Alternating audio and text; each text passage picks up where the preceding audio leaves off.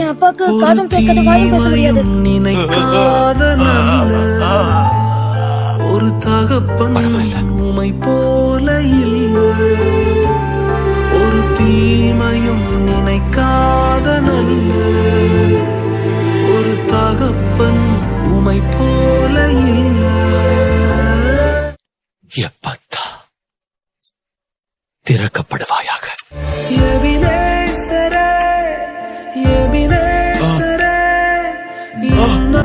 பயப்படாத.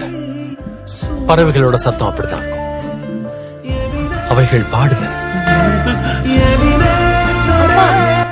நான் கூப்பிடுறது கேக்குதா? என்னோட குரல் சத்தம், என்னோட குரல் சத்தம். டெலிமாசஸ். நன்றி நன்றி இதயத்தில் சுமந்தீரே நன்றி.